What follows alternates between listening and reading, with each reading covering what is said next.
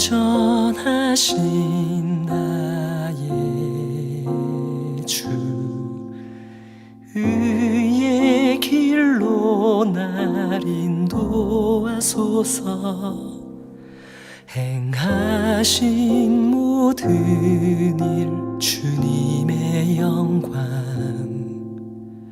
다 경배합니다.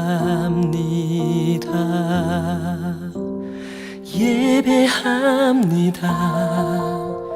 찬양합니다. 주님만 날 다스리소서. 예배합니다. 찬양합니다. 주님 홀로 높임 받으소서.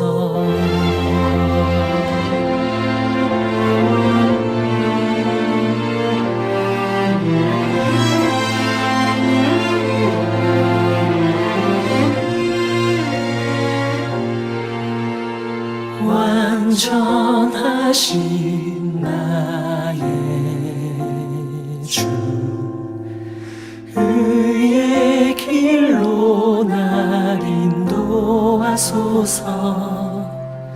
행하신 모든 주님의 영광 다 경배합니다. 예배합니다. 찬양합니다. 주님만 날 다스리소서. 예배합니다. 찬양합니다. 주님 홀로 높임 받으소서. 예배합니다. 찬양합니다. 주님만 날 다스리소서. 예배합니다. 찬양합니다. 주님 홀로 높임 받으소서. 주님 홀로 높임 받으소서.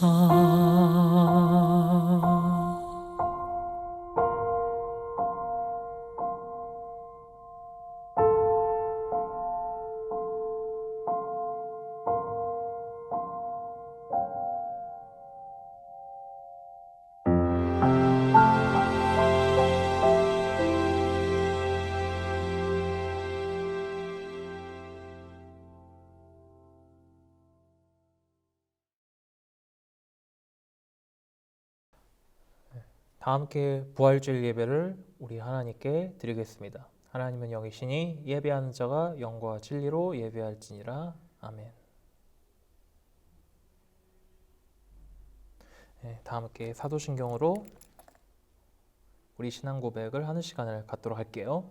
나는 전능하신 아버지 하나님 천지의 창조주를 믿습니다. 나는 그의 유일하신 아들 우리 주 예수 그리스도를 믿습니다. 그는 성령으로 잉태되어 동정녀 마리아에게서 나시고 본디오 빌라도에게 고난을 받아 십자가에 못 박혀 죽으시고 장사된 지 사흘 만에 죽은 자 가운데서 다시 살아나셨으며 하늘에 오르시어 전능하신 아버지 하나님 우편에 앉아 계시다가 거기로부터 살아있는 자와 죽은 자를 심판하러 오십니다. 나는 성령을 믿으며 거룩한 공교회와 성도의 교제와 죄를 용서받는 것과 몸의 부활과 영생을 믿습니다. 아멘. 자, 이 시간에는 우리 선생님들이 함께가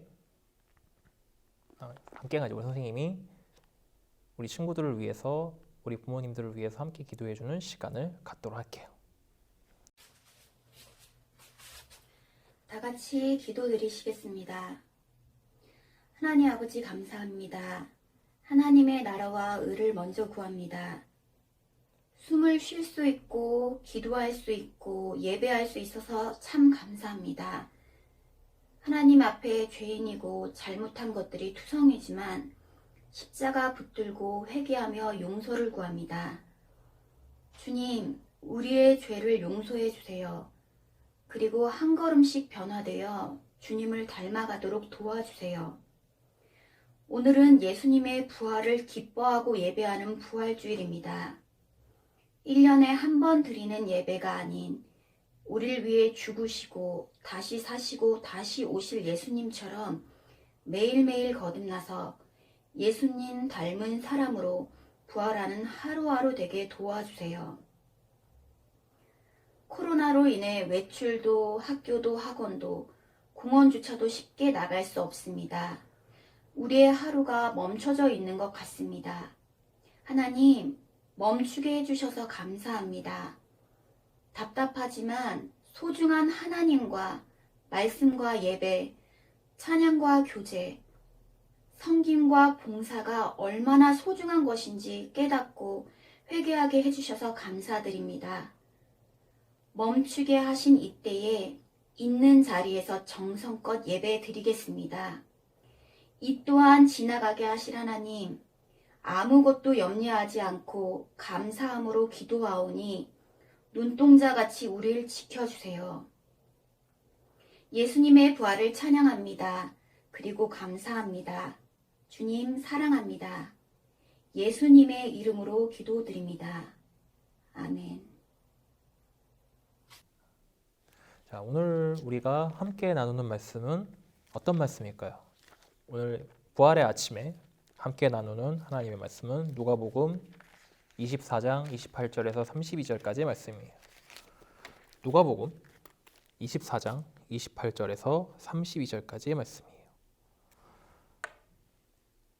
자, 제가 이제 처음부터 끝까지 다 읽겠지만 오늘 이 예배의 현장에서는 우리 친구들과 부모님 또는 언니 오빠들과 함께 번갈아 가면서 함께 읽었으면 좋겠어요. 자, 28절에서 32절까지의 말씀이에요. 그들이 가는 마을에 가까이 가매 예수는 더 가려 하는 것 같이 하시니 그들이 강권하여 이르되 우리와 함께 유하사이다. 때가 저물어 가고 날이 이미 기울었나이다 하니 이에 그들과 함께 유하로 들어가시니라. 그들과 함께 음식 잡수실 때 떡을 가져다 축사하시고 떼어 그들에게 주시니 그들의 눈이 밝아져 그인 줄 알아보더니 예수는 그들에게서 보이지 아니하시는지라. 그들이 서로 말하되 길에서 우리에게 말씀하시고 우리에게 성경을 풀어주실 때 우리 속에서 마음이 뜨겁지 아니하더냐 하고. 아멘. 자, 친구들, 드디어 고난주간이 지나가고 오늘은 주님께서 부활하신 아침을 맞이하게 됐어요. 지난 시간에 우리가 예수님의 고난당하심과 고통당하심을 함께 나누고 함께 생각하고 기도하는 시간 이렇게 가졌잖아요. 우리가 지난 시간에 예수님의 고난당하심에 대해서 함께 이야기했어요. 사실 우리가 겪을 수 있는 아주 작은 고통이라도 우리는 굉장히 힘들어하잖아요. 자, 예를 들어서 이렇게 종이가 있어요. 이렇게 싹 베어도 아프겠죠? 아프겠죠가 아니고 아프죠?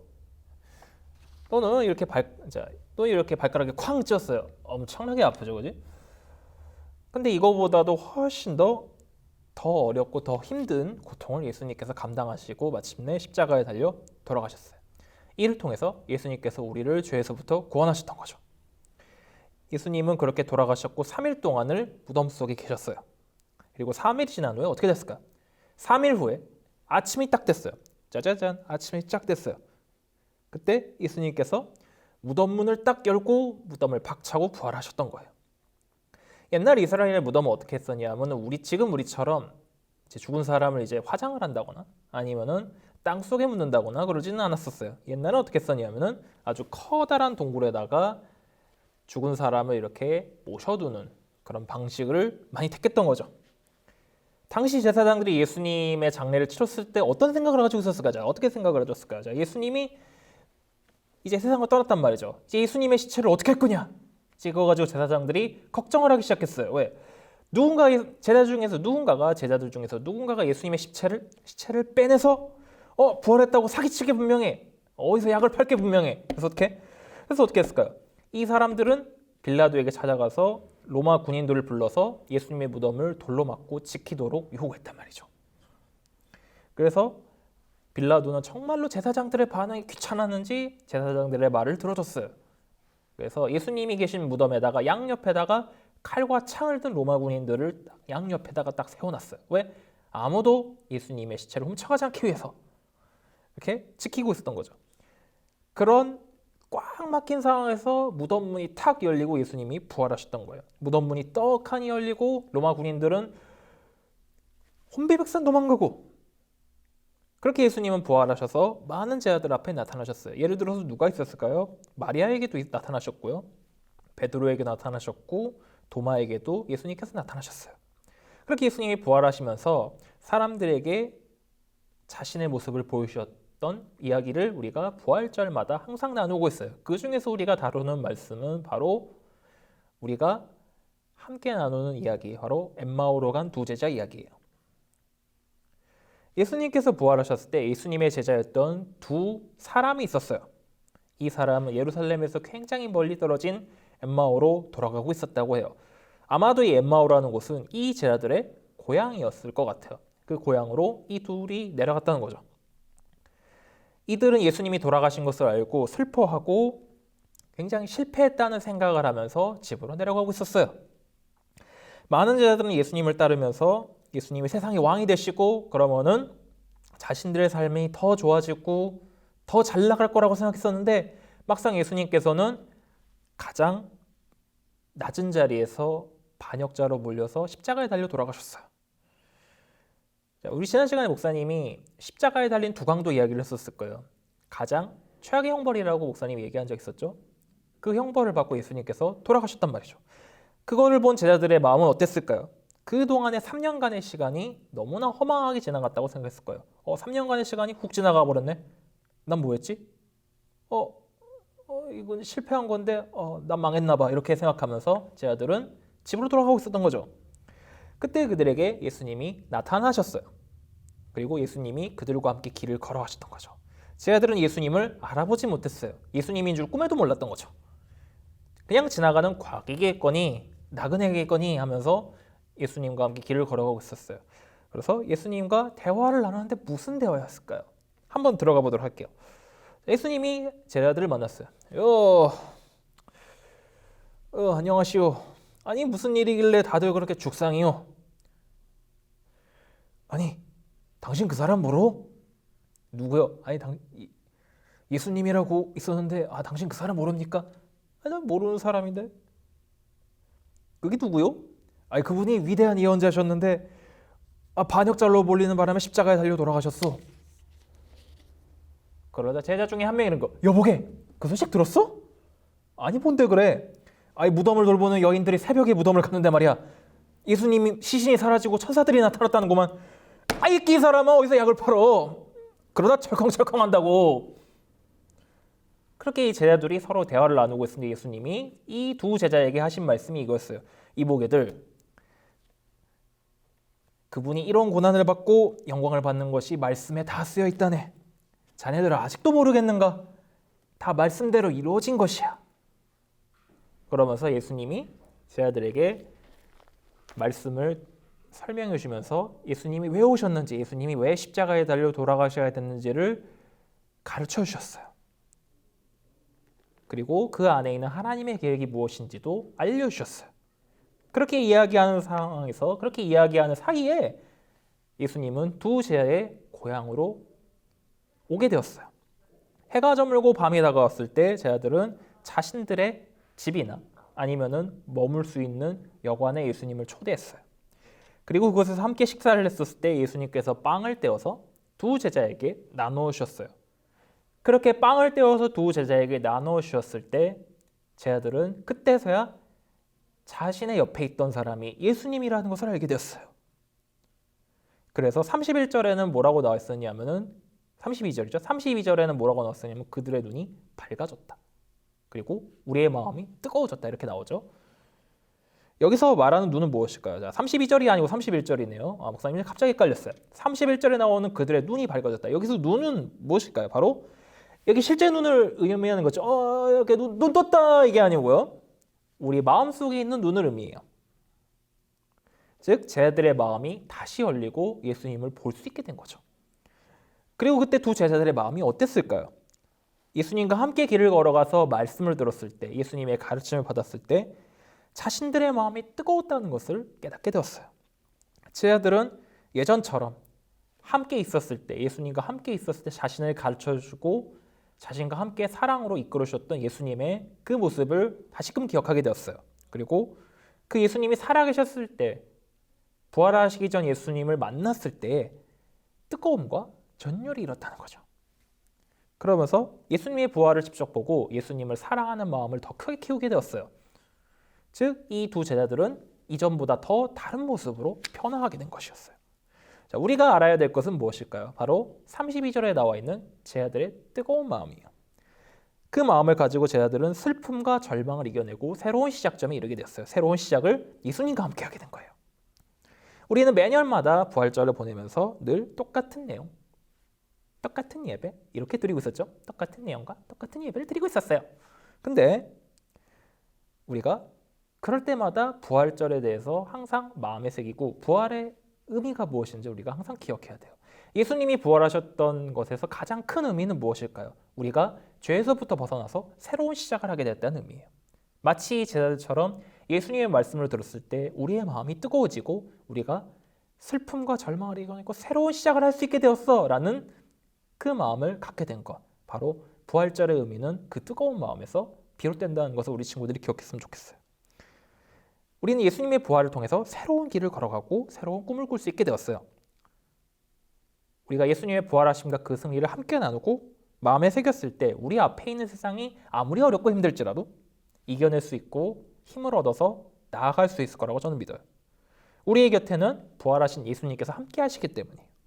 그래서 우리는 이 시간마다 부활을 기뻐하고 기억하는 것이죠. 예수님은 언제나 부활의 시간 속에서 우리 친구들 한 명 한 명을 초대해주고 있어요.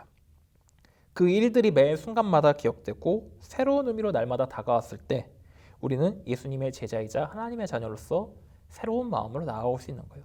자, 지금 굉장히 힘든 시기잖아요. 지금 희망도 없어 보이고 언제쯤 이 바이러스가 끝나나요? 선생님 알려주세요. 목사님 알려주세요. 이렇게 얘기하는 친구들이 많을 거라고 생각해요. 그럴 때마다 우리를 위해서 항상 사랑으로 이끌어주시고 우리의 새로운 시작을 이끌어주시는 예수님을 믿으면서 이 어려운 상황들을 예수님의 사랑으로 잘 극복해달라고 먼저 기도하고 우리가 잘 극복하고 이겨냈을 때 그 새로운 시작을 예수님과 함께 나아갔으면 좋겠어요. 저는 그 새로운 시작이 바로 지금 이 시간부터 일어나기를 간절히 기도할 거예요. 우리 친구들도 주님의 부활을 함께 기뻐하면서 예수님과 함께 걸어가는 이 새로운 시작을 기뻐하고 감사하는 그런 친구들이 되었으면 좋겠어요. 다 함께 기도하면서 말씀을 마치도록 할게요.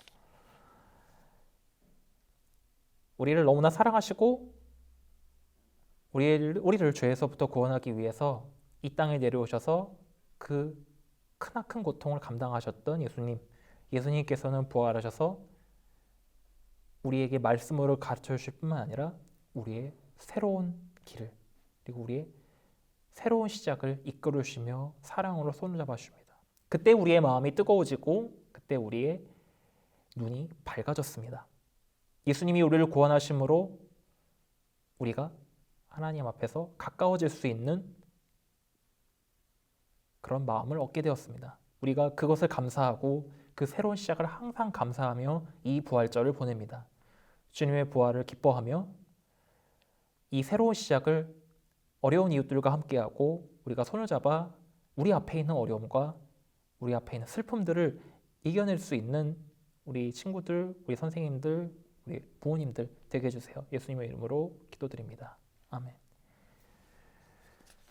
네, 다 함께 우리 봉헌하는 시간을 갖도록 하겠습니다. 우리 마음 다해 정성 다해라는 찬양에 맞춰서 우리 친구들의 가장 귀한 예물, 작지만 소중한 예물들을 하나님께 드리는 시간을 갖도록 하겠습니다.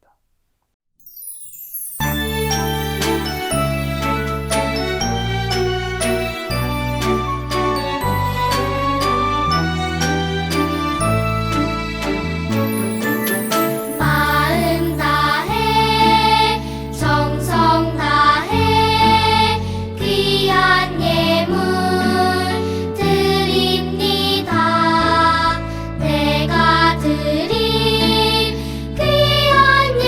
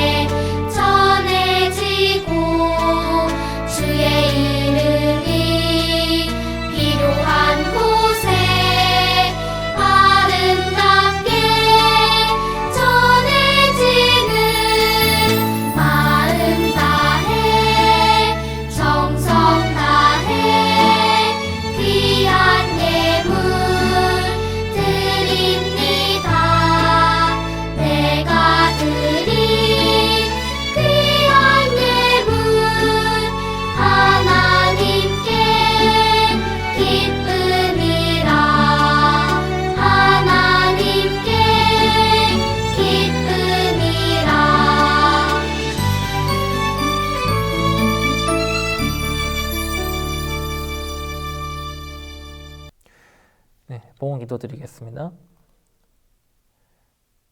언제나 우리를 지켜주시고 우리의 안전과 우리의 일상을 책임져 주신 하나님, 지난 한 주간 동안 우리를 지켜주시고 우리를 사랑으로 품으셔서 감사합니다.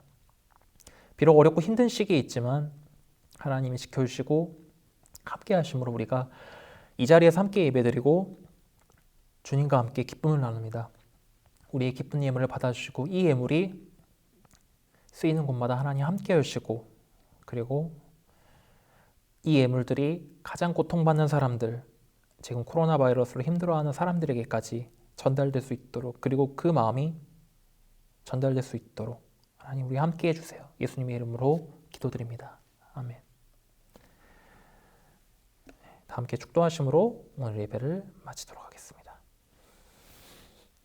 이제는 우리가 함께 하셔서 우리를 당신의 형상대로 만드시고 좋았더라라고 말씀하시며 사랑으로 품으시는 하나님 아버지의 은혜와 이 땅에 내려오셔서 우리의 죄를 구원하시기 위해 십자가에 달려 돌아가시고, 그리고 언제나 새로운 시작을 이끌으시고 언제나 새로운 길을 사랑의 손으로 잡아 이끌으시는 예수 그리스도의 사랑과 언제나 지혜로 가르쳐 주시고 당신의 능력으로 역사하셔서 우리의 일상 가운데 풍성한 삶을 이끌어 주시는 성령 하나님의 인도하심이, 우리가 부활의 의미를 기억하고 그 부활에 담긴 새로운 시작과 새로운 삶으로 나아가는 그 순간을 매일마다 감사하고 기뻐하며 어려움과 슬픔 속에서도 예수님의 손을 잡고 그것을 이겨내며 함께 새로운 시작으로 나아가고자 다짐하며 나아가는 사랑하는 우리 신촌교회 어린이부 친구들과